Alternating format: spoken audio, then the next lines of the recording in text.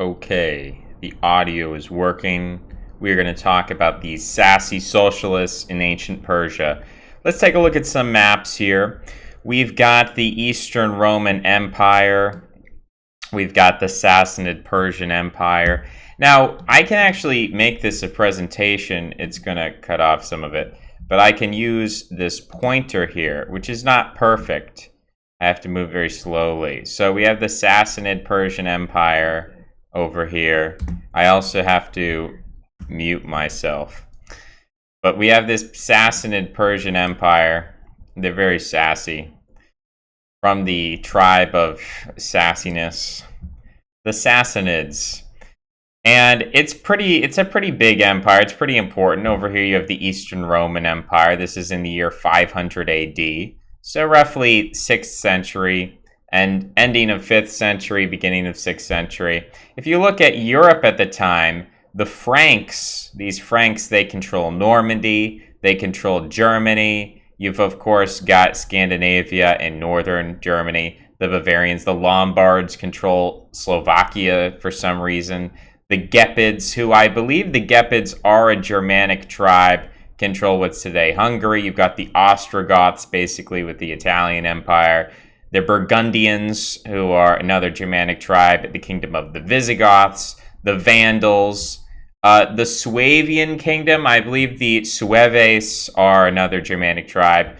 And then you have random tribes like the Veleti, the Sorabi, and various German tribes. You've got the Huns out here. You've got the Slavs over there. So that pretty much covers Europe. But we're not actually going to be talking about Europe today. We're going to be focusing on the Sassanids. Now, the Sassanids control, or they have certain dominion over some tributary states here. We're going to be looking at that. As well as, I don't want to confuse people, there's a state here called Albania. Albania is modern-day Azerbaijan. The reason it's called Albania might have something to do with the white-tipped mountains. The Latin word for white is albus, so that might be where we get this term Albania. But it's very interesting because we're going to be talking about Iberia and Albania. And today, Iberia means Hispania, or, the Spanish Peninsula, and Albania means this little state that is north of Greece on the Adriatic coast. Or not the Adriatic coast. What sea is this? Forgetting which sea this is. Anyway, it doesn't matter. You know where Albania is. But we're going to talk about the Iberians, which actually refers, I believe, to the country today of Georgia. And we're also going to talk about the Albanians. If those come up, just don't get too confused. So just a little background geography. This is before the Arab expansion. So what we think of as the Arabs today would be the Ghassanid kingdom, the Kinda, the Lakhmids, and the Hejaz. That would be your Arabs, not under the control of the Sassanids. Here's just two maps, sort of the same maps over again.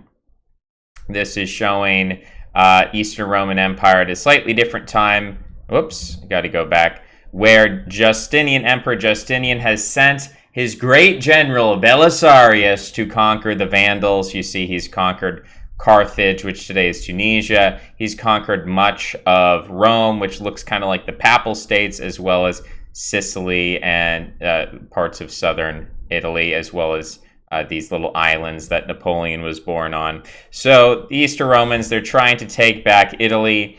The Sassanids over here, of course, they're trying to expand up into these client states of Albania, as well as get into Georgia. They're controlling these Lakhmids, these Persian vessels today. That's Yemen, which today still has a relationship with Shia Islam and Persia. So interesting stuff over here.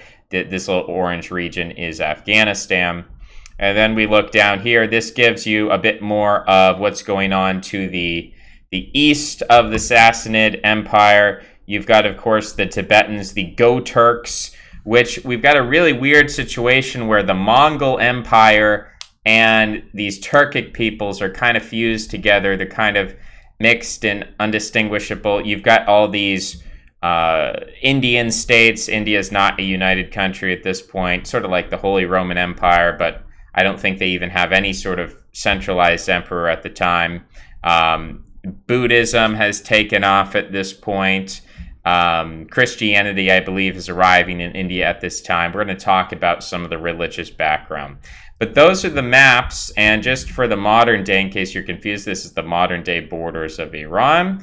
To the north, we have Turkmenistan up here, a Turkmen ethnicity. Part of them do live in Iran today, but that's Turkmenistan. Then you've got Afghanistan, you've got Western Pakistan, you've got Iraq, much of Iraq, Kuwait, we've got a little bit of Turkey, all of modern-day Armenia, as well as Azerbaijan, the southern tip of Russia, which is known as Dagestan, as well as the little tip of Georgia. And these states down here, of course, are the Gulf states, Qatar, Oman, Yemen, United Arab Emirates, and so on and so forth. So that is in 632 AD, a little bit after the guys we're talking about today, who are Mazdak and Kavad. So we're going to talk about Mazdak and Kavad. Let's get right into Mazdak.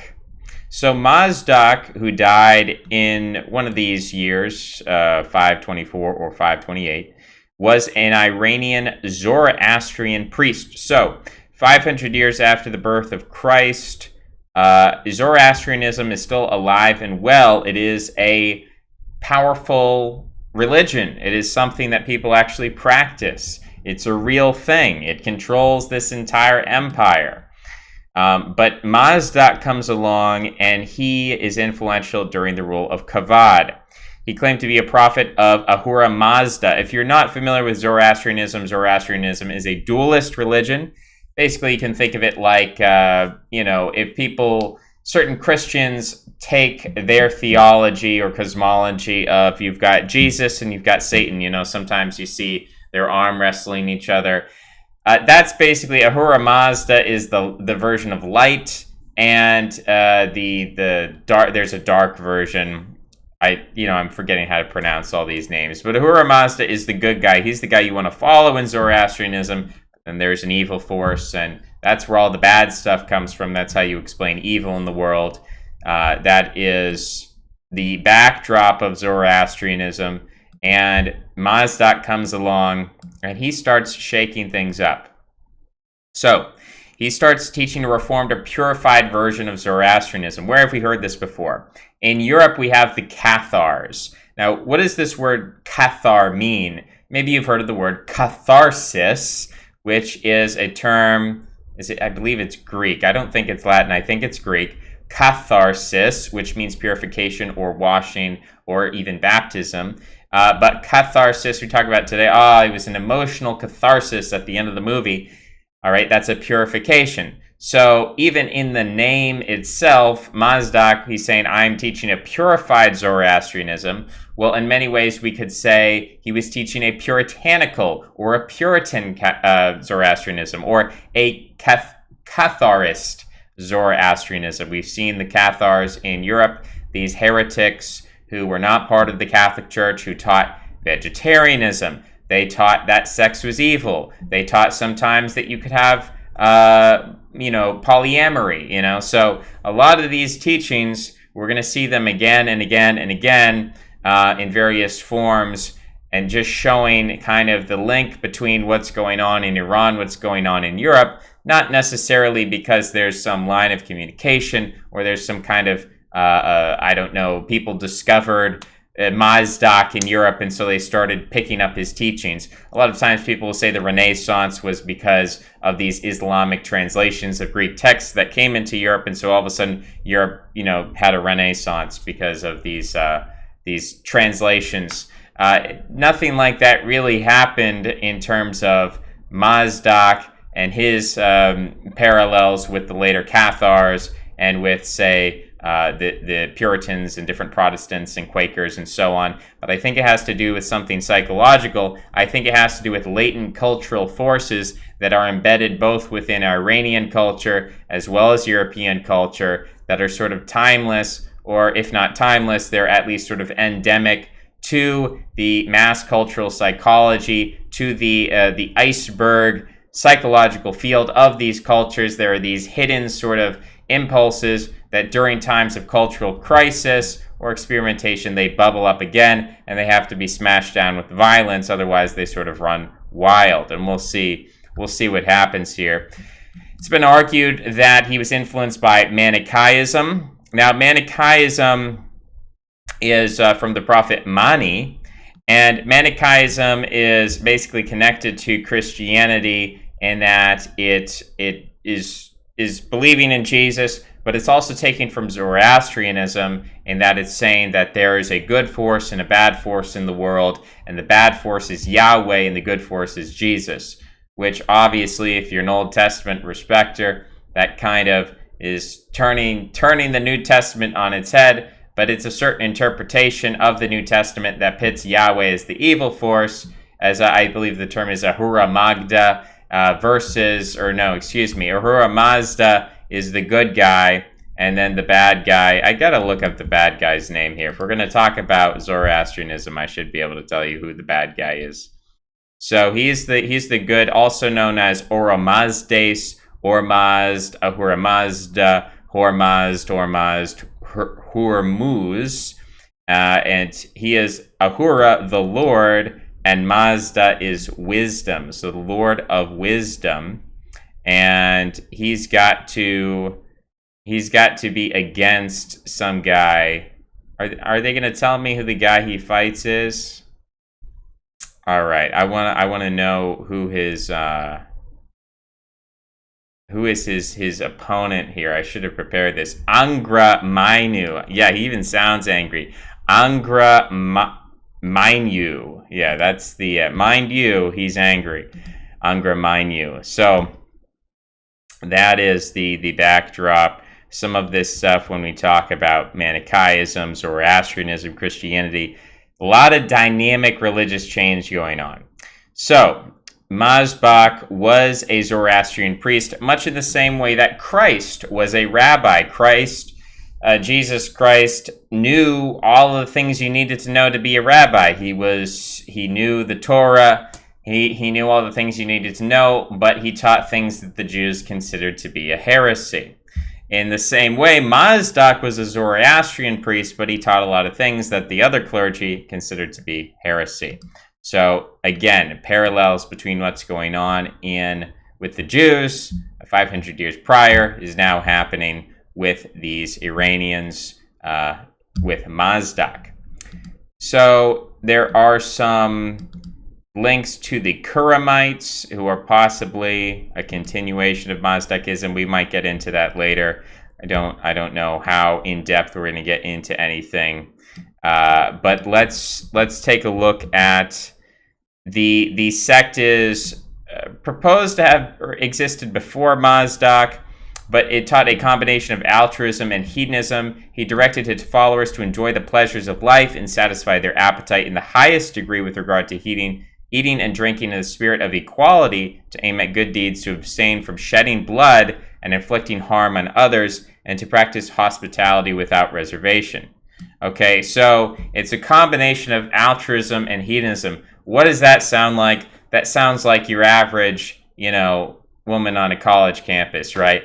Push the hedonism to the maximum and also open borders and free welfare and free everything for everyone. So it seems to be a kind of a good times make weak men sort of ideology, combination of altruism or hedonism.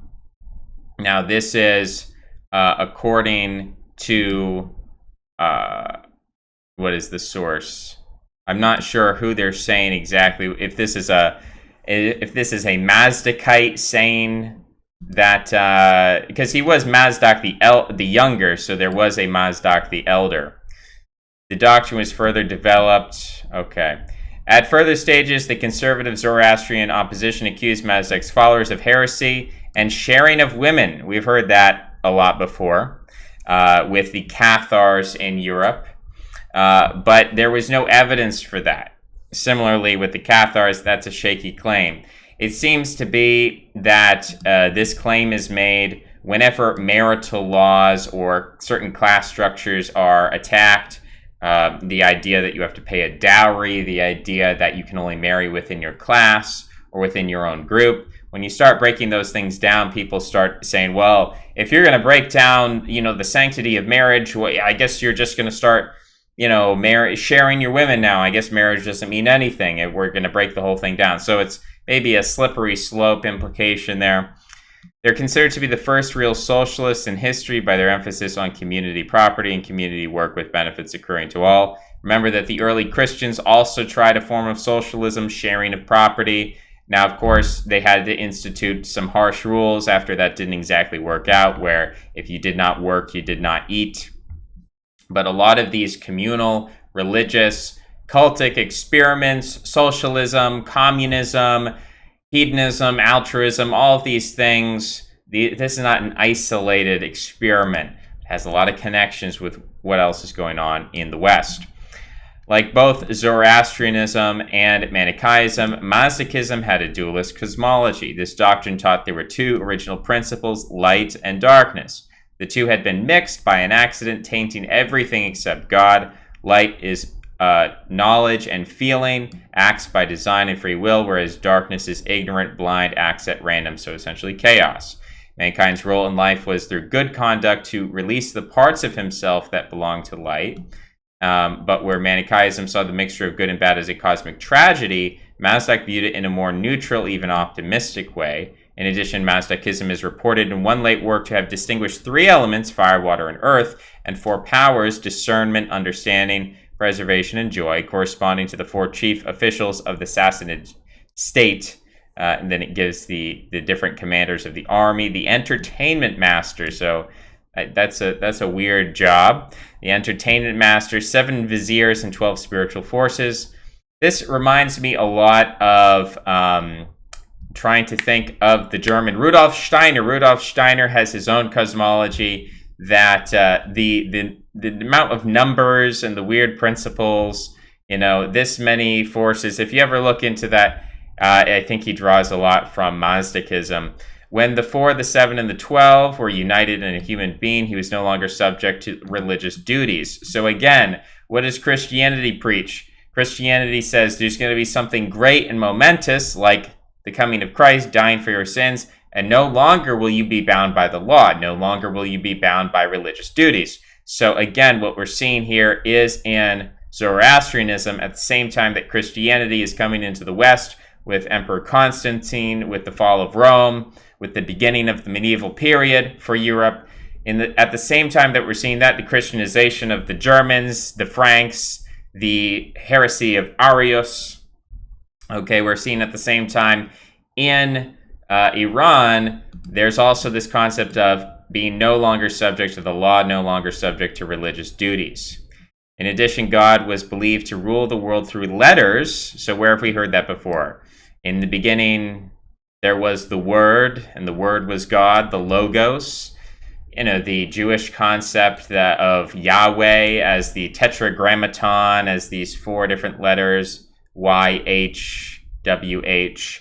So ruling the world through letters. Also Odin, his magic comes through his knowledge of the runes, which are an alphabet, the Norse alphabet, which held the key to the great secret that should be learned. Odin sacrifices his eye in order to learn the secret of the runes. So ruling the world through letters, ruling the world through information, an informational world, an informational view of the universe, that information is key to the functioning of the universe. This description suggests that Mazdakism was in many ways a typical Gnostic sect. 2 distinguishing factors of Mazdak's teaching were the reduction of the importance of religious formalities, true religious person being the one who understood and related correctly to the principles of the universe, and a criticism of the strong position of mainstream clergy, who had oppressed the Persian population and caused much poverty. Mazdak emphasized good conduct, which involved ascetic life, no killing, vegetarianism. So another religion we could compare this to, which is actually active or is supposed to have come out of Iran. What's that one? Religion, no killing. I feel like I'm gonna get it going here pretty soon. Jainism. So Jainism, I believe, also started in Iran. Some interesting Jainist symbols. Interesting Jainist symbols is an ancient Indian religion. But I think there is a connection to Iran here. That we have the principles, traditions, beliefs, scriptures. Okay. It says it's out of India. But let's look at the history. I don't want to look at the art and culture. Temples. Remember that Iran did control parts of Pakistan. So maybe those are the temples that exist today. Let's see the founding. Because I was pretty sure this symbol is a very Iranian symbol. Okay, there's 4 arms representing heaven, humans, heavenly beings, hellish beings, and non-humans, like the 6 realms of Buddhism. Okay, the Jain flag. White represents souls who have conquered passion. Red represents souls that have attained truth. Yellow represents the masters. Green represents those who teach scripture or chastity. Black represents ascetics and non-possession. So, let's see. Wow, this guy existed a long time ago. The origins of Jainism are obscure. Vashantana. Let's see, Indus River Valley civilization. 2nd century BC. I guess it's not Iranian, but it does remind me of Jainism. You can't kill anything. Okay. We'll take out Ahura Mazda. Considering meat to contain substances derived solely from darkness, being kind of friendly and living in peace with other people. So they were hippies. They were hippies is another word for it. In many ways, Mazdak's teaching can be understood as a call for social revolution, has been referred to as early communism. He and his followers were also advocates of free love. So again, that's something that he was accused of. Not entirely sure if he was. We can look at the early Bolsheviks who were communists, who did believe. Emma Goldberg believed in feminism. They practiced certain free love. Lenin had to address this. Lenin, of course, wrote a letter where he said, there are some of you communists out there who think that in the future, lovemaking will be like drinking a glass of water. It will be nothing significant. You won't need marriage. There won't be monogamy. But he said, you wouldn't drink out of a glass of water that someone else had already been drinking. You wouldn't, maybe monogamy is something we should keep around. So Lenin pushed back on that. Of course, Stalin pushed back even more. Stalin was even more conservative. He brought back the church in a lot of ways. But that was present in early Bolshevism, especially between 1848 and 1917, in that intermediary period when it was purely theoretical. They didn't have a communist state. There was a lot of interesting, feminist and polyamorous ideas and situations. According to Mazdak, God had originally placed the means of subsistence on earth so people should divide them among themselves equally, but the strong had coerced the weak, seeking domination and causing the temporary inequality. This in turn empowered the 5 demons. Those were envy, wrath, vengeance, need, and greed. To prevail over these evils, justice had to be restored, and everybody should share excess possessions with his fellow men. Mazdak allegedly planned to achieve this by making all wealth common, or by redistributing the excess, although it's unclear how he intended to organize that in terms of regulations, and to what extent his position had been caricatured by hostile sources. Hostile sources, again, because the history is written by the victors. Of course, Mazdak lost, and so there was a lot of slandering. The hostile sources dwell on the alleged sharing of women, the resulting sexual promiscuity, and the confusion of the line of descent.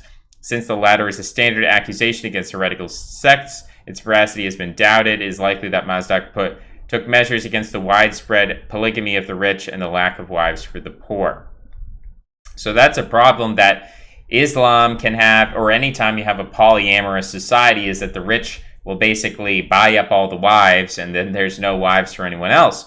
In the West now, when people talk about the incel concept, they're not talking about sexuality. Celibacy is it's a very misleading term. It's a very confusing term, because the problem is not that the average man in the West can't find a woman to have sex with. The problem is he can't find a woman to call his own, to enter in a monogamous relationship with her, because she can hop on a dating app and she can find a man who is going to be, more to her liking, or maybe just she wants to mix things up. And so because of the structure is essentially polyamorous, where there's a small amount of men who have access to the kind of women. Again, it's not about being voluntarily or involuntarily celibate. It's about being able to enter in a monogamous relationship with someone who you feel is at your socioeconomic level or is an appropriate partner for you. There are a lot of men who feel like they cannot find an appropriate partner. And there are a lot of women also who feel like the men who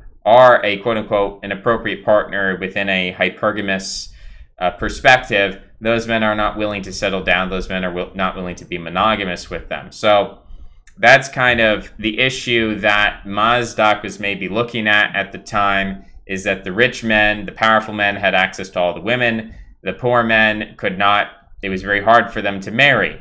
In the same way today, if you have a PhD, if you're a rich man, it's pretty easy to get married. It's pretty easy to, find some Instagram model and I guess wine and dine her or something. Or it's pretty, if you have certain qualities that make you attractive, it's pretty easy to attract a woman and have a relationship. But if you're just a mediocre person, it's actually pretty hard to get married and to actually have a stable marriage that's not just going to end up in divorce in 5 years' time. So a lot of the problems Mazdak was looking at, I think we are encountering this wealth inequality, social inequality. Seems like we're approaching similar problems, and many people are suggesting similar solutions. Mazdak teaching acquired many followers. Even King Kavad I was sympathetic to Mazdakism. Here it says converted, but that's questionable. He was sympathetic to it. He reportedly sponsored its adoption by the Arab vassal kingdom of Al-Hira, which I suppose is in Iraq, entailing the deposing of the previous king Al-Muntir by the Kindite chief Al-Harith. So all this religious change is going on. With the king's backing, Mazdak could embark on a program of social reform which involved pacifism, anti-clericalism, and aid programs for helping the poor. Mazdak had government warehouses open to help the poor. He also had the Zoroastrian fire temples closed, except the 3 major ones. So the fire temples, I'm not sure what that's about, but the fire temples are clearly important here. They apparently represent the old order of Zoroastrianism. So the nobility and the clergy were not happy with Mazdak, and they weren't happy with King Kavad. So they overthrew him, but he managed to regain the throne later with the help of the Hephthalite Empire. The Hephthalite Empire looks like a Central Asian. They're called the White Huns, and they seem to be a Turkic people, although this term White Huns is a little bit ambiguous to who exactly they were. Why are they called the White Huns? What is going on with these people? So they're given all these different Chinese names, Korean names. Here we can take a look at them. Maybe this tells something about their phrenology. This he's looking pretty Frankish to me. Bactrian. So possibly Iranian or Turkic. We're not quite sure. But they have all of these Chinese names and Korean names, which implies that they had contact with the Chinese. There are some more etymologies here of who exactly they would be. Some claim they were Turkic. Others claim that they spoke an Iranian language. They were a mixed horde, so a very ethnically diverse tribe. The Hephthalites originated from Afghanistan. They had no direct connection with the Huns of Europe, who were probably more Asian in their ancestry. Perhaps they called themselves Huns to frighten their enemies. The Chionites, let's see, the Chionites exist to the north here of Kashmir, so in what today I believe is Tajikistan, which is related to Iran, the Iranian language. So yeah, I mean, the Turks really got around, so they probably had some kind of Turkish aspect to them. So there's all these different types of people. And it still hasn't explained to me why they're called the white Huns, as opposed to just, the red Huns, the black Huns, the gray Huns. Religion and culture, they practice polyandry, which is a form of polygamy where a woman takes multiple husbands, which I know is practiced in Tibet. And artificial cranial deformation, head flattening. Okay. They worship foreign gods, demons, the heaven god, or the fire god. They had walled cities, but they were also nomads. So, very interesting people. I'm trying to figure out exactly, are they Hunas? Sveta Huna. Well, Sveta is it's interesting. That is the Sanskrit term, but Sveta is actually a Slavic term as well, meaning color or white. Sveta. All right, so the white Huns, the Hunas people, an ancient Indian tribe, and I'm still not getting all the answers that I want. Still not completely convinced that we understand. The Kedarites are the red Huns. I'm still not understanding why exactly they're called the white Huns and not the red Huns. What makes them different? But we'll have to investigate more. Anyway, this Hephthalite Empire was helping out, he was helping Khazad to regain the throne. He chose to distance himself from Mazdak. He allowed Anushiravan to launch a campaign against the Mazdakites, culminating in the massacre of most of his adherents, including Mazdak, and restoring Orthodox Zoroastrianism. So Anushiravan was a king of kings of Iran. He was the son and successor of Kavad I. Let's see here. Fictionalized accounts specify the manner of execution. 3,000 Mazdakites were buried alive with their feet upwards in order to present the spectacle of a human garden. Mazdak himself was hanged upside down, shot with countless arrows. Stories specify other torturous methods. Anushiravan proceeded to implement his own far-reaching social and administrative reforms, and the Mazdakite ruler of Al-Hira was overthrown. In the Jewish tradition, there's a slightly different story. The exilarch of Babylon, Marzutra II, rallied the Jewish community and their allies who defeated Mazdak and established an independent Jewish kingdom in Mahoza that lasted for 7 years. So let's take a look at Marzutra II. He led a revolt against the Sasanian rulers in 495 and achieved 7 years of independence. He became exilarch of the Jewish community in Babylon at the age of 15, 12 years before the revolt, after King Kavad I denied Jews the right to organize their own militia. Marzutra took advantage of the confusion of Mazdak and led a successful revolutionary military revolt. It lasted for 7 years, and Kavad finally defeated Marzutra and punished him with crucifixion. A son was born to him on the day of his death, who would be named Marzutra III. The latter did not attain the office of exilarch, but returned to the land of Israel, where he became head of the Academy of Tiberius under the title of Resh Pirka, several generations of his descendants succeeding him. So this is, I suppose, a different kind of Babylonian captivity, or not necessarily captivity, but they're in Babylon. After his death, his successor did not appear in public for 30 years. It's not known whether he ever really acted as the exilarch. So we'll take a look at this area, the Sasanian Pyramid. So this is the western side was known as Ve Ardashir, meaning the good city of Ardashir in Middle Persian, known as Mahoza by the Jews, Koka by the Christians, and Be'er Rasir by the Arabs. Ve Ardashir was populated by many wealthy Jews and was the seat of the Nestorian Patriarch. So there's talking about the revolt again and how that revolt happened. And there was a plague at some point 100 years later. So the Muslims invade in or since 633. So we're basically talking about a century before Islam here, with all this crazy stuff that's going on with Mazdak. Some of the Mazdakites survived, and small pockets are said to have survived for centuries. Their doctrines mixed with Shia Islam, giving rise to different movements. The cult of Al-Muqwana, who claimed to be the incarnation of God, similar to Christ, had followers among the Mubayyida sect of Zoroastrianism. Even some Turks upheld laws of Mazdak. The Kuramites, an egalitarian religious sect originating from Mazdakism, led a revolt under the leadership of Babak Khorramdin against the Abbasid Caliphate and defended large territories for 20 years.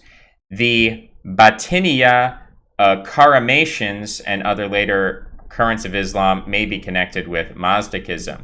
A certain Turkish scholar sees the Kizilbash, that's a beautiful name, the Kizilbash, radical Shiite movement, which helped establish the Twelver Islam as the dominant religion of Iran, as spiritual descendants of the Kuramites, and if the Kuramites, then of the Mazdakites. Mazdakist became a derogative label against egalitarian movements, and it's talking about that socialism. Let's just take a peek into the Kuramites. The Kuramites have good statues. Say what you will about the Kuramites, but this statue right here, he's got like a spiky ball on his head. Maybe that's like the sun. He's looking pretty good, this guy here. Where is this? This looks like it's in Russia because of the Latin or Cyrillic there.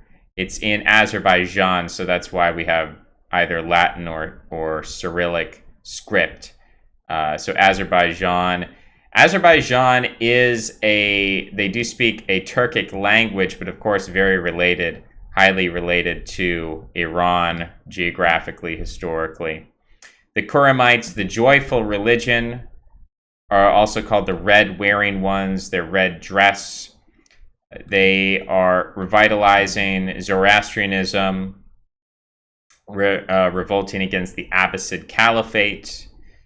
They grew out of an execution. They denied he died, but claimed he would return as the Messiah, so very similar to Christianity. And they have certain beliefs about light and darkness, which we've heard before. Don't shed blood, except when they raise the banner of revolt. Extremely concerned with cleanliness and purification, catharsis, Puritanism, approaching people with kindness and beneficence. Some of them believed in free sex, provided that the woman agreed to it, so consent is very important. And also in the freedom of enjoying all pleasures and satisfying one's inclinations, so long as it does not harm others, so libertarianism. Kuram means happy or cheerful. They've also believed in reincarnation or metempsychosis, the transmigration of the soul, as the only existing kind of afterlife and retribution, the cancellation of all religious prescriptions and obligations. So they are Mazdayans who cover themselves in the guise of Islam. So talking about the Alawites, for example, we know Bashar al-Assad comes from an Alawite family in Syria. The Alawites are another sect where people look at them and they say, you know, you guys claim to be Muslims, but you're probably just doing that so the Muslims don't come and kill you because you have all of these religious beliefs that are pretty heretical. The Kizilbash are apparently, they are apparently called the Redheads, the Kizilbash, and that comes from their Turkish name of the Kizilbash. They are a variety of Shiite militant groups in Iranian Azerbaijan.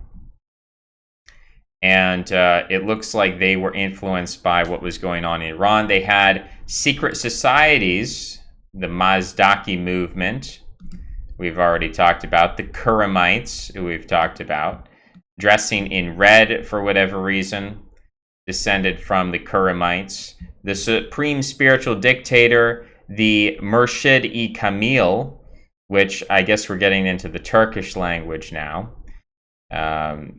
Act of treason against the king, 1614 was when they were getting hot. I guess they were coming under persecution.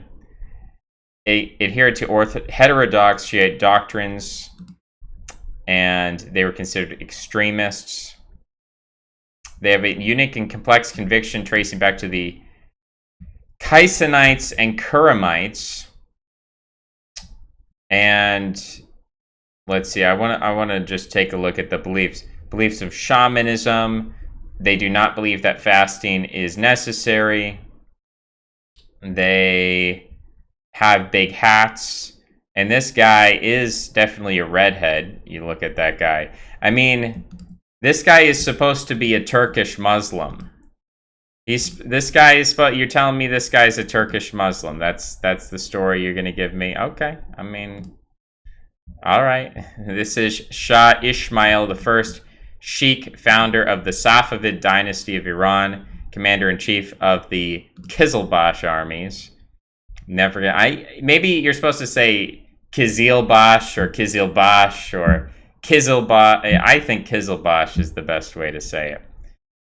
This guy, I think we've taken a look at some of these. Remember, in reference to the Ottoman leaders, we went through the Ottoman leaders and we looked at various pictures of the Ottoman leaders. Let's see if we've got a date on this portrait, when exactly this happened.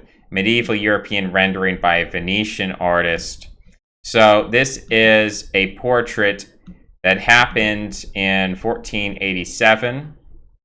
1487, which was, during the time that he was alive. So the idea that, of course it could be an artistic rendition, but this could actually be a legitimate portrait. We don't know the exact history. So he is ruling Iran.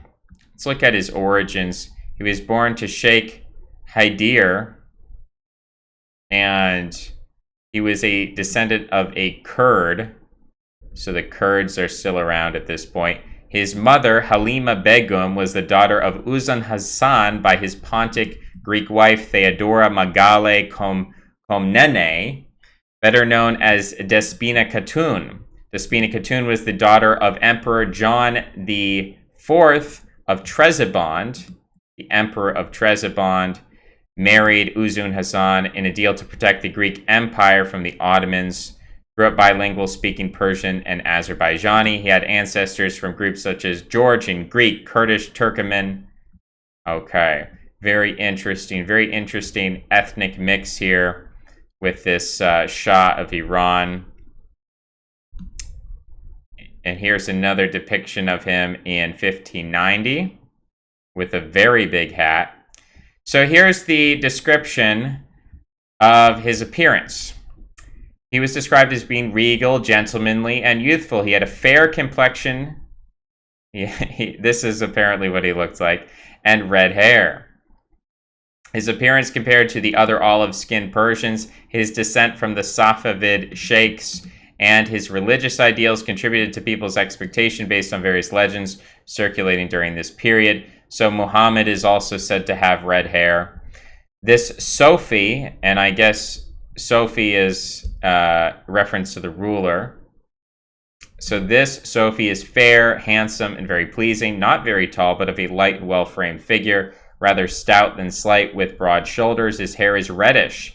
He only wears mustachios, so he doesn't have a beard, apparently to this description, but of course, in that depiction, he does have a beard.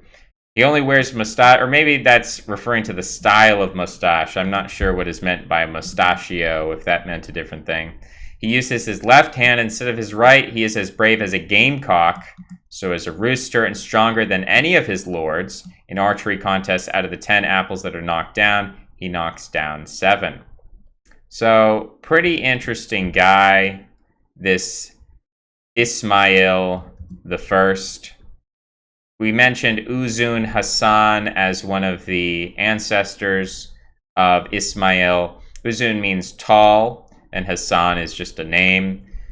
He was a Turkmen, and he had a pretty big confederation here, and it's a pretty aesthetic confederation. Kind of, I like how it slopes. I like how it kind of branches out like that. It's a good map he got there. I'd say that's a good one. But that's what we know about Hassan. We know that he had various sorts of contexts. Now, we talked about also the mother, Theodora Megale Komnene, Despina Khatun, Despoina or Despotes was a rank in the Byzantine Empire, and also the Mongol Turkish title Khatun, meaning queen. So the regent queen, I suppose, fusion of Greek and Turco-Mongolic there. The daughter of John the fourth Megas Komnenos. So here she's Komnene. I believe that's the feminine version of Komnenos. Married the whoa, that's a hard word to say. Yunlu. Yunlu. Yes, she became the mother of Martha, who is the mother of Ismail. So this is actually the grandmother of Ismail the First. Some writers refer to her as Catherine rather than Khatun. John agreed to the marriage of his daughter, continued her Orthodox religion. Despina was famous for her extreme beauty. She was accompanied by priests who were allowed to build Orthodox churches in Iran. This strengthened an anti-Ottoman alliance. Remember, we look at this map up here. Oh, we've lost the map. We lost the map. We need to go back to Uzun Hasan.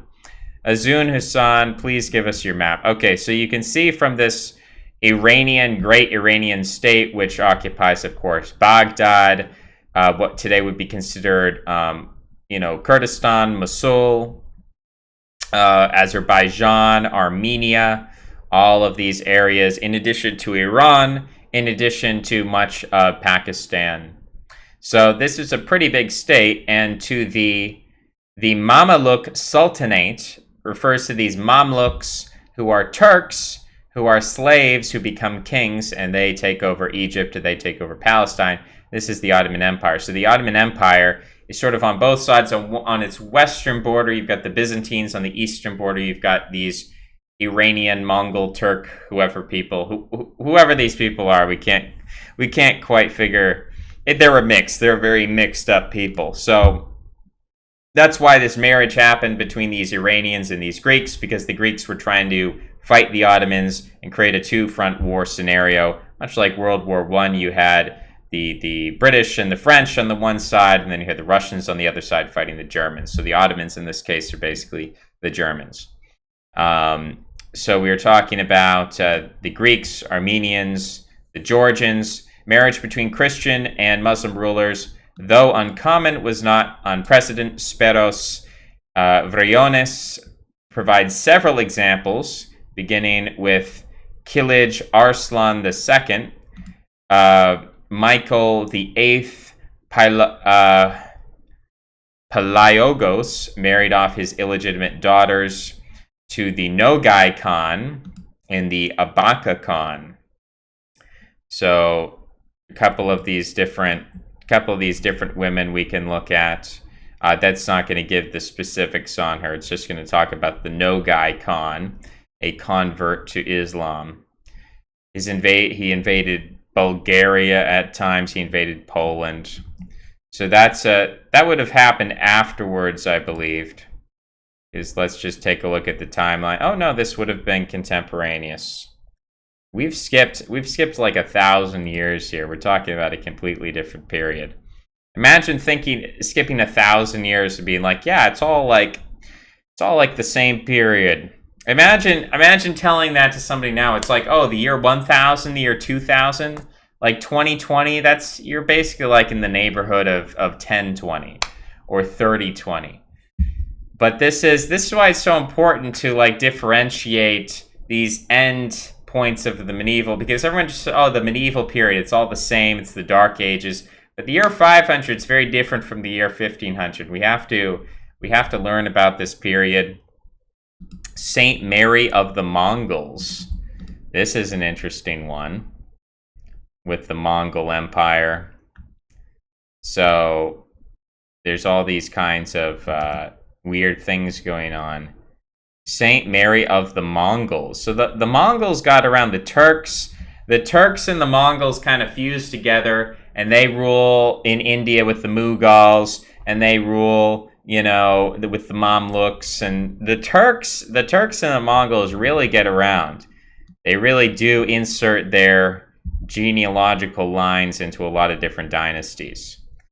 Alexios III was marrying off his sisters. A fixture of tales in damsels of distress. Okay, this is interesting. She inspired, I guess, Rapunzel. The daughter of John III, or no, that's John IV, my apologies. John had a couple of wives, and it was a political marriage. It was common opinion that at the time there was no woman of greater beauty, so similar to Helen of Troy. Man, these Greek women their beauty is very important historically. I haven't met a lot of Greek women who I'm like, wow, I would fight a war for this woman and write epic poetry about it. Or, wow, this is the most beautiful woman in the world. I don't know where they're keeping the Greek women these days, or maybe the Greeks have changed. I don't know what's going on. Theodore's great-great-aunt had married Kara Osman.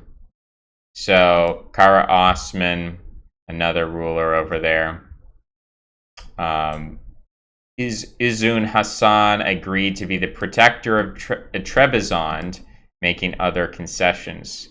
He did it for the lady. He did it. He was the white knight for Despina. This guy was one of the last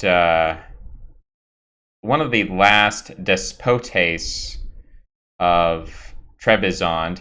Trebizond, I believe, where is that? Okay, so Trebizond is northern Turkey, as well as the Crimea and parts of Russia. So an interesting little rump states of the Byzantine Empire. Interesting little Greek state,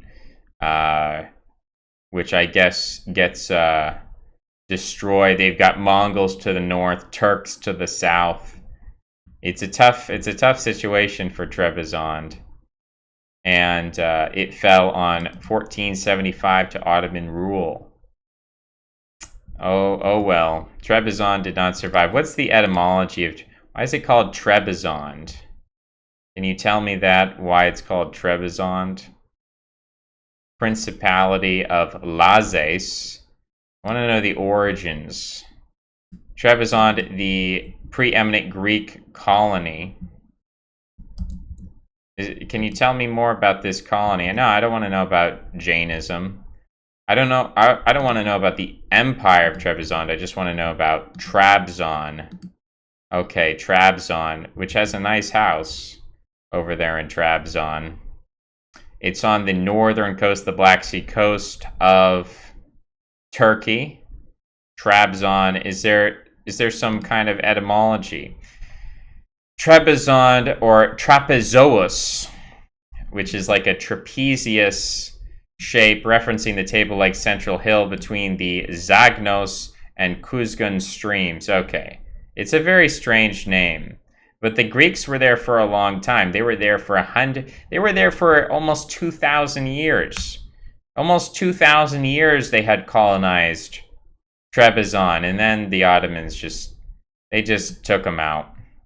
But that is, we were talking about, the Kizilbash. The Kizilbash are related to the Kuramites. The Kuramites are related to the Mazdakites. The Mazdakites derive in certain ways from Christianity as well as Zoroastrianism. So that is how we got to the Kizilbash. That's how we got to Ismail I and these Kizilbash. These Turkic Kizilbash taking from the Iranians, different sort of, they are Persianized Turks, exactly who spoke Persian among themselves Turkish. Yes, the Kizilbash, they do survive for a while. Who knows what has become of the Kizilbash? Certain Kizilbash may have survived in what is today Lebanon. Okay, that's interesting. They might have been taxed to death. You got some Kizilbash here. Kizilbash dude, he's looking pretty pensive. He's looking pretty. This Kizilbash guy, he's looking like not too satisfied with what he sees. Sort of a drooping frown there. This Kizilbash guy, he looks hot. He looks a little bit under the influence. What's in here? What do you got in that urn? Is that wine? What's going on with this Kizilbash dude? Notice the little daggers. We will at some point talk about the Sikhs and their daggers. He's got a cool sword. I like that. I like the Kizilbash. They got a good name. But we were talking about the Trapezius, the Empire of the Trapezoid. It's literally the Empire of the Trapezoid. Like, etymology is so fun because the things you think are completely unrelated actually are completely related. That's the Safavids. They come later. We're going to wrap things up with Kavad. We're going to learn about Kavad. He was a son of Perose, who replaced Balash. His successor was Khosrow, who is also known by his other name, Anushirvan. Anushirvan is the same as Khosrow. And this Mazdakite reform that was happening. So he was a genius, according to Nicholas Schindel. And his name is an interesting name. Kavad. What's really interesting I found about Kavad is that he I think Kavad is an interesting guy because he comes to power when he's 15 years old, but he's not actually in power because Sukra, his maternal uncle, is the regent. So eventually he says at like age 23, he's like, I'm tired of Sukra. This is what Sukra looks like. He's got a nice like chess piece hat. Chess or Shachspiel, chess comes out of Iran, and so all the chess piece symbols are actually related to these hats that the Iranians would wear. He's got these very slight eyes. He has these nice arched brows. He's got a nice droopy mustache, and he has a beautiful chess piece helmet there. And his horse is pretty excited, or someone's horse. I think his horse is black, and that's somebody else's horse. But Sukra is basically ruling the empire, and Kavad doesn't like that. So here's what happens with Sukra. So essentially he goes up to Shapur of Ray, and he says, we need to get rid of Sukra because he's just too powerful. So basically, Shapur defeats Sukra, and he puts him in prison. I think first he puts him in exile, then he puts him in prison, and then in prison he's still considered too powerful. He's like a mob boss. If you've seen The Irishman, he's like controlling Iran from prison. So then he's executed. And this does not make this would be like if Donald Trump decided Jared Kushner was too powerful, and he put Kushner in jail and then he executed him. Because remember, these guys, he's like the nephew of Sukra. So Sukra is kind of like a shadowy figure controlling the government, and Kavad decides to execute him, and that kind of makes the nobles a little bit upset with him. The establishment's not happy with that. So Mazdak becomes important. The communism, loosening marriage regulations, okay, royal granaries distributed. We've heard of this happening in Rome. We've heard of the Gracchus brothers. Mazdak may have not been a historical person, but may have taken away blame from Khazad. They named certain Joshua the Stylite, and a Stylite is basically an ascetic who lives on a pillar. Makes no mention of Khazad, or makes no mention of Mazdak, and does mention Kavad. So could have been something that Kavad sort of invented. Oh, it wasn't me, it was Mazdak. Mazdak was whispering in my ear, but it was actually Kavad. So there's some interesting historical questions here with Kavad. They came to, okay, this is a weird thing. The prison of oblivion. Now this, I feel like ancient Iran, Zoroastrian Iran, is basically like every like MMO, Dungeons and Dragons, like fantasy empire. You're gonna find it, because Castle of Oblivion, I feel like I'm playing an Elder Scrolls game right now. Prison of Oblivion, located in Khuzestan, notable for being used for political prisoners. All right, so a council took place among the nobility to discuss what to do with Kavad Gush Naspdad, a member of a prominent family of landowners, proposed he be executed. His suggestion was overruled, however. Kavad was imprisoned in the prison of Oblivion. According to Procopius, who I believe is a Greek or Latin historian, not sure, probably Latin. Procopius says Kavad's wife approached the commander of the prison. They came to an understanding that she would be allowed to see Kavad in exchange for sleeping with him. So, kind of a rough account from Procopius here. Procopius, the history and the wars. How long is this Procopius? How much of Procopius do we have to read in order to find out that Kavad's wife was like, please just let me see my husband, I'll do anything. And he's like, anything? That's what Procopius says. That's pretty harsh for Kavad, if that's true. You know, if that was the case, I'd be like, you know what, you don't have to see me. I'm just going to hang out in prison. Eventually, I'm going to get out of here. Don't worry about it. You don't have to sleep with the prison guard to come see me. That's harsh. I don't know if I don't know if Kavad knew what his wife was doing. He had a friend, though, named Siawush, who was regularly in the same area, planned his friend's escape by preparing horses. Kavad changed clothes with his wife to disguise himself as a female and escaped from the prison and fled with Siawush. So this is comedic. This is a comedy right here. This is kind of ridiculous. First, your wife is sleeping with the prison guard, then you disguise yourself as a female and ride off on a horse. Here's a different account, because that seems a little bit doubtful. It says Kavad's sister helped him to escape by rolling him in a carpet, which made the guard believe she was soaked with her menstrual blood. The guard did not object or investigate the carpet, fearing lest he be polluted by it. Okay. These are just very funny accounts. These are just like, I feel like I'm watching The Princess Bride right now. One of the authors of the prosopography of the later Roman Empire, she proposes it might have been Sambise, or Sambike, or Sambise, Kavad's sister wife, who was the mother of his eldest son, Kawus. Okay. Now, when they say sister wife, do they mean the wife or sister? What does that mean? I'm not quite sure what they mean there. Usually in Mormonism, when you say sister wife, you mean you have multiple wives. I'm not sure what's meant by sister wife in that case. Regardless, he gets out of prison. He goes to the Hephthalite king. We know the Hephthalites are the White Huns. He takes refuge. During his flight, Kavad met a peasant girl from Nishapur named Niwandukt. I don't even have it. Dukt. It's like a hard K, like Ducht. Niwandukt, who became pregnant with his child, who would later become Khosrow I.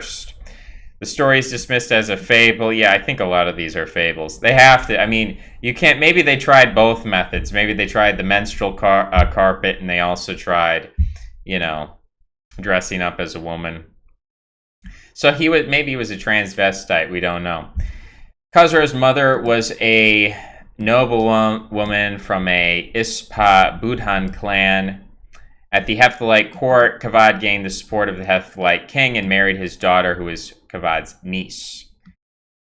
Okay, so there's a lot of family romance going on. During his stay at the Hephthalite court, supported him was Karen. He got the support of Karen, son of Sukra. So even though he killed the person's father, the house of Karen was loyal. Can you believe the house of Karen? Karen Pahlavi.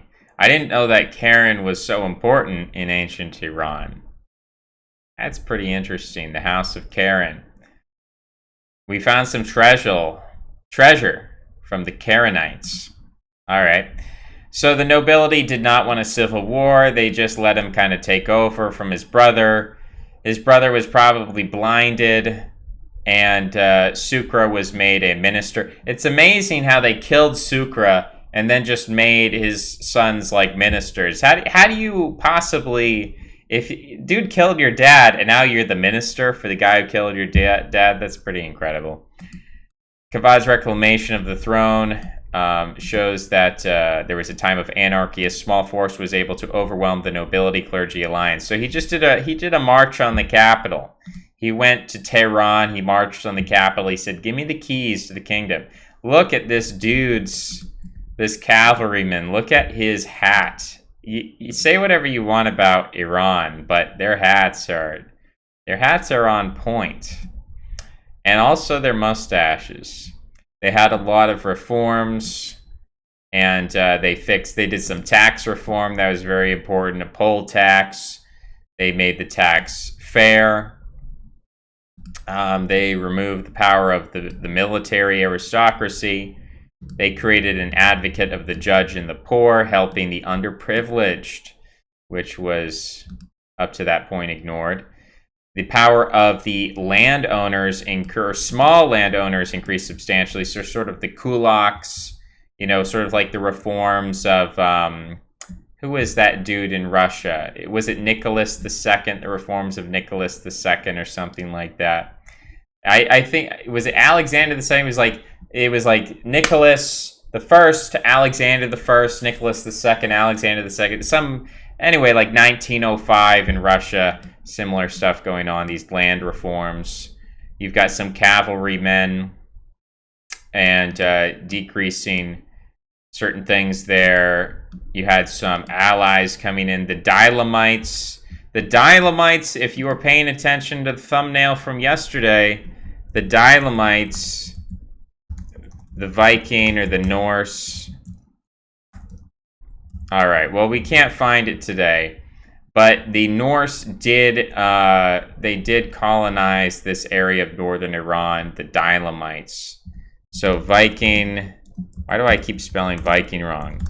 Dilemite. I want to see the interaction of the Viking Dilemites. Yeah, okay. Where's the Vikings at, though? The Dilemites. I'm not getting the information here that I need. But I saw it on the map, so it must be true. Yeah, the Dilemites. The origins and language. Rainforest, dude.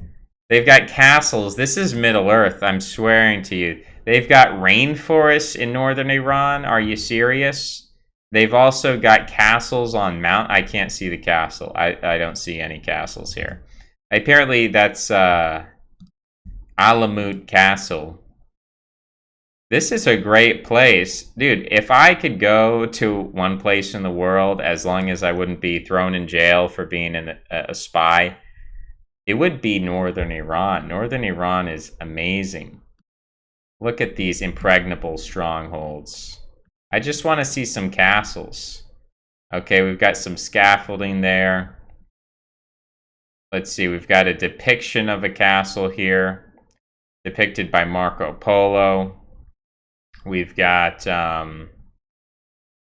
wait, I've got to center this. This is not centered. How do I center this?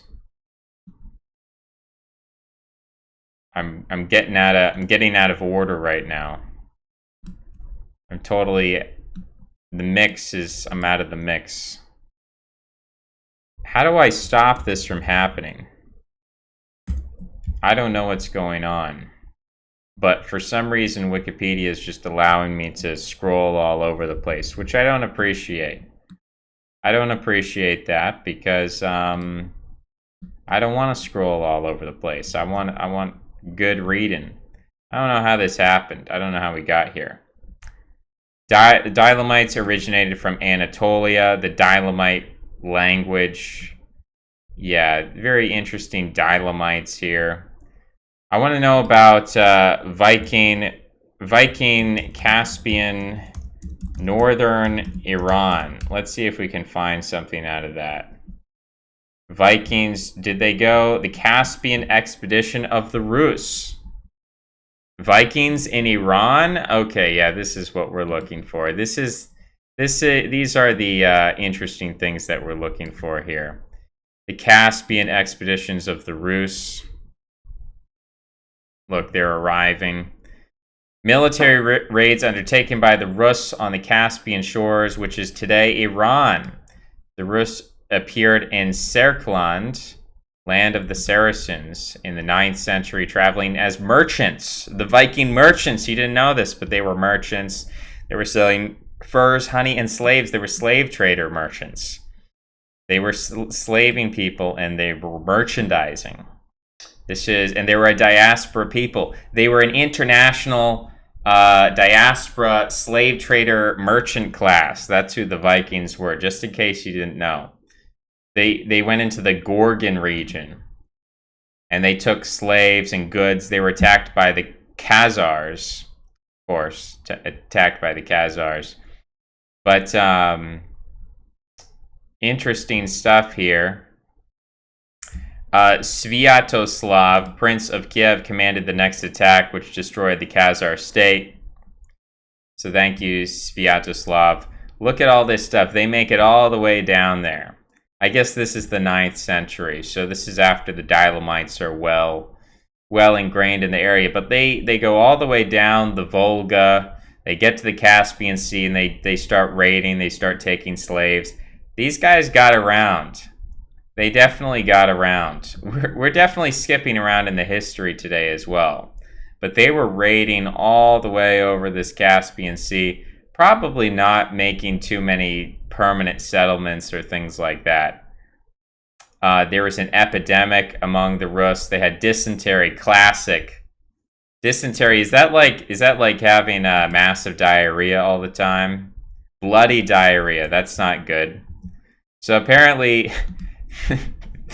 the Vikings, they were having a problem with bloody diarrhea at the time. It's not something to laugh at. It's very serious. But, you know, it's funny. It's funny because the Vikings, they're so badass. They can kill anybody. They're so strong.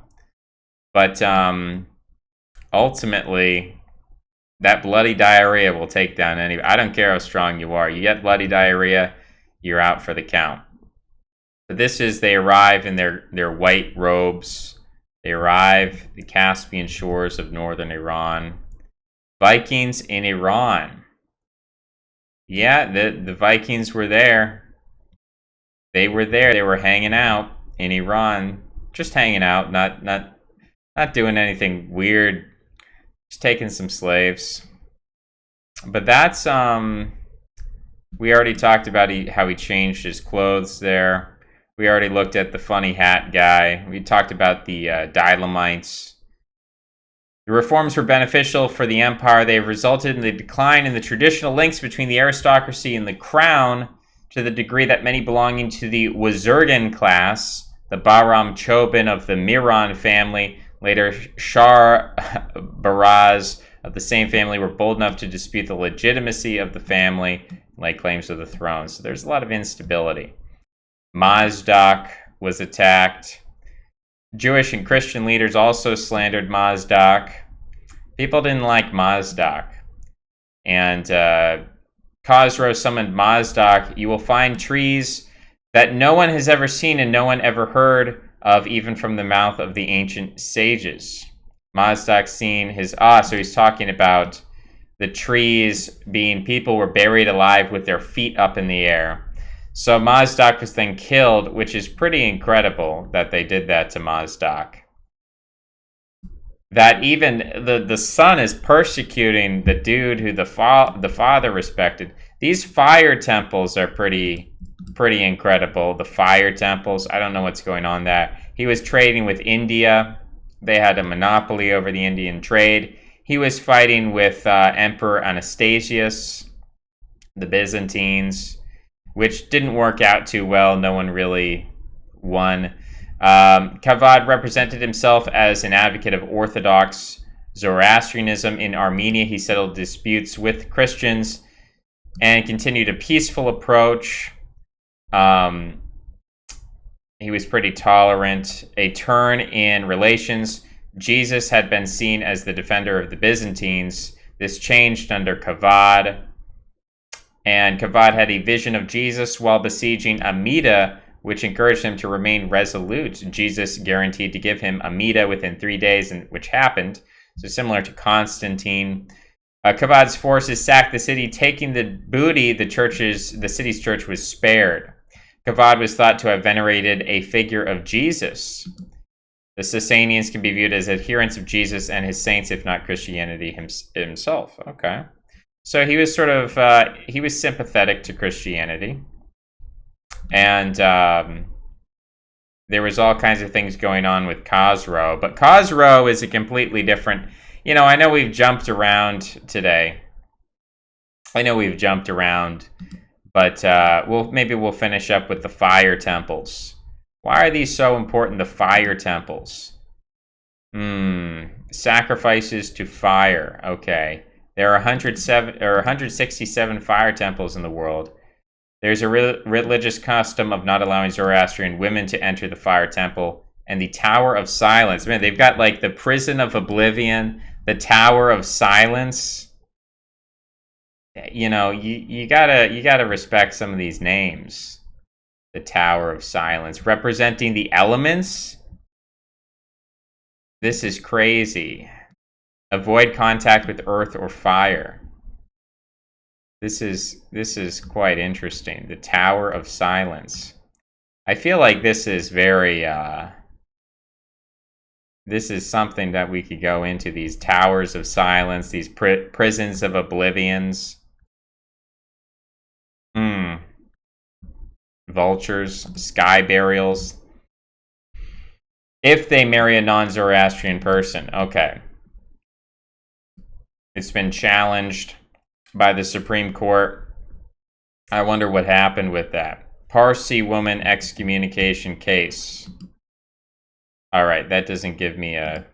Of course, it's some international organization trying to destroy the fire temples. I don't know why they wear these masks, but they're definitely protected from coronavirus.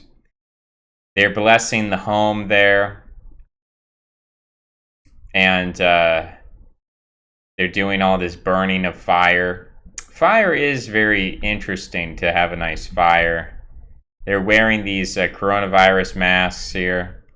Tang Dynasty Chinese clay figure of an Eastern Iranian man. So the Chinese were definitely familiar with these dudes. Roaming around, doing gombad. And these great fires, the royal fires. More fire temples. Were these guys of the Fire Nation?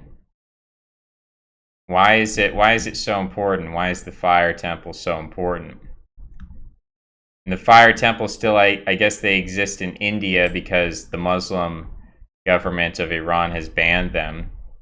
But we've got dudes who have big beards and 4 feet. We've seen that before in Babylon. We've seen that sort of depiction. Apparently, this is a fire temple in Tehran, so I guess they didn't destroy that one. So we've got some different rulers here, different fire temple dudes. Let's take a look at a crowd of Zoroastrians. This is in Russian for whatever reason. Where's this at? Give me some description. In Baku. So Baku is going to be either in Russia or Kazakhstan because Baku is going to be, I think it's in Russia or Azerbaijan. I'm not exactly sure. But here's a low quality, low resolution of some Zoroastrians worshiping at the fire temple. Pretty cool stuff. Lots of things covered today. A lot of topics we brought up here. Jason Razor Giorgiani. I don't know. Why don't we just study this stuff directly? Why do we need to even... Let's just understand it directly. I don't know what he is up to. I think he wrote a book about a state of emergency, and he believes in like controlling things with your mind and also technology at the same time. So I'm not quite sure. Haven't read his book. Femcell Rise Up. It's time for your head flattening. Turkic people denoted standing through one of 4 colors. 4 colors had huge significance. Okay. you're gonna be putting a timeout. Putting timeout if you're viewing lewd images. Don't even connect. Don't even mention those things on my channel. Thoughts of Trudel Tom doing a 180-degree turnaround on all that postmodern stuff. Ebert, Gebser, Heidegger, Deleuze. It's interesting. It's an interesting idea. I don't know because I still like Ebert, Gebser. I haven't read Deleuze or Heidegger, but I like Ebert and Gebser. So I don't know. How do I represent somebody else's views? In addition to other posts, he's done a 180-degree channel. Okay, well, I don't know how to explain other people's behavior or other people's things, but it's an interesting phenomenon, something to look into. Agreed. None of the Greek girls at my school were good looking. Procopius is Byzantine. Secret History is fun. Yeah, it sounds pretty fun. Do you know who Roosh is? You should watch his last video, do a commentary on it. I don't know that I will do that. Because what is it going to be about? It's going to be about women. Is it going to be about Orthodox Christianity? Okay, it's going to be about the Tower of Babel. It's a 3-hour stream on the Tower of Babel, and he has a bunch of angel soft tissue paper in the background in his kitchen, drinking his Return of King Muds. He's looking very Iranian. What is his mix? Is he? I think he's like partially. He's like partially Azerbaijani, partially Armenian. Is that his mix? But he could definitely be an Iranian king. But I don't know what he's going to say about the Tower of Babel, except like, it's happening again. History is repeating itself. This is, yeah, I feel like I've heard the whole Tower of Babel metaphor enough times to kind of, if you want to make a point, you can make a point that I can respond to, but no, I'm not going to watch a 3-hour stream right now and respond to that. No thanks. You can do that, though. You could do that. I'm not stopping you. Iranians have the best hats, those tall Scythian Saka cones. Yeah, they're very cool. Cool work. Why'd you say sorry? I don't know why you said sorry, but okay. Fire temples are cool. I need a Tower of Silence. Chinese didn't like Sogdians. Yes, maybe they didn't. But I think that concludes our episode today on the Sassy communists or the Sassy socialists of Iran or of Persia, whichever one. I was trying to think of what the best name for the title would be. That's what I came up with. We will, of course, play a game of chess and a game of, whatchamacallit, Armenian Persian. Yeah, something like that. We'll, of course, go on D Live now. We will play our game of chess and our game of Minecraft. And we'll be back next time. Until then, keep your fire burning and keep your silence golden. Thank you for watching. Thank you for listening. And I will see you next time. Bye-bye.